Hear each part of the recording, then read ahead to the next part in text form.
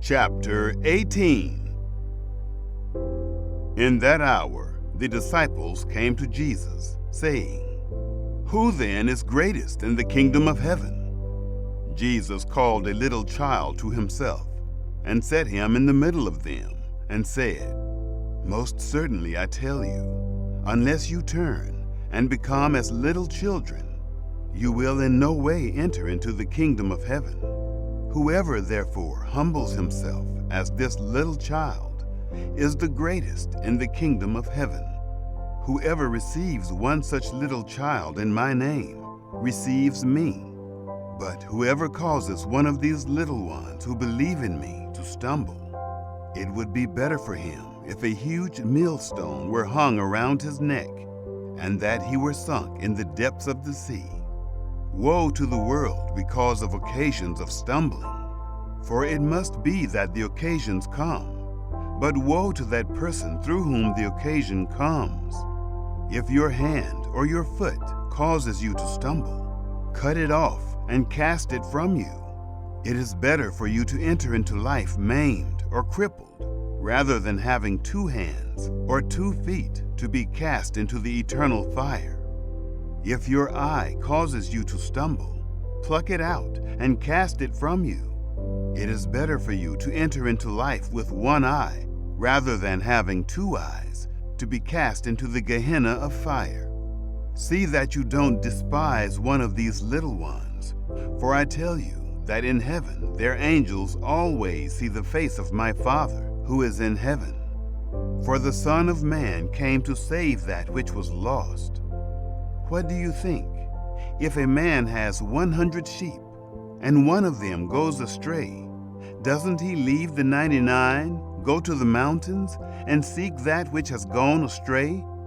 If he finds it, most certainly I tell you, he rejoices over it more than over the 99 which have not gone astray. Even so, it is not the will of your Father who is in heaven, that one of these little ones should perish. If your brother sins against you, go, show him his fault between you and him alone. If he listens to you, you have gained back your brother. But if he doesn't listen, take 1 or 2 more with you, that at the mouth of 2 or 3 witnesses every word may be established. If he refuses to listen to them, tell it to the assembly. If he refuses to hear the assembly also, let him be to you as a Gentile or a tax collector. Most certainly I tell you, whatever things you bind on earth will have been bound in heaven, and whatever things you release on earth will have been released in heaven.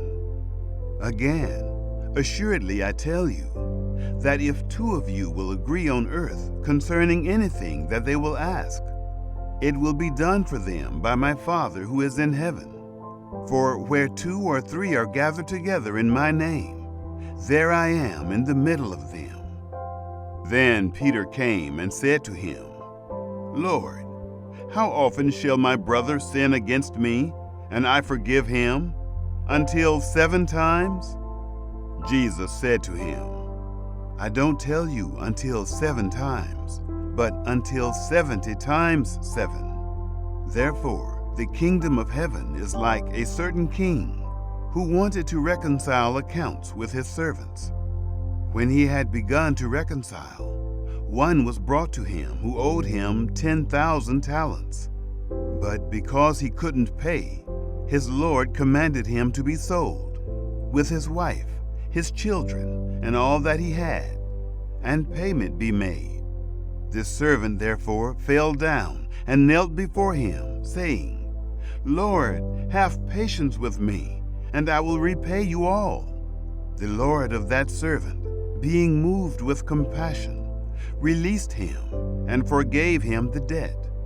But that servant went out and found one of his fellow servants who owed him 100 denarii, and he grabbed him and took him by the throat, saying, 'Pay me what you owe.' So his fellow servant fell down at his feet and begged him, saying, 'Have patience with me, and I will repay you.' He would not, but went and cast him into prison until he should pay back that which was due. So when his fellow servants saw what was done, they were exceedingly sorry, and came and told their lord all that was done.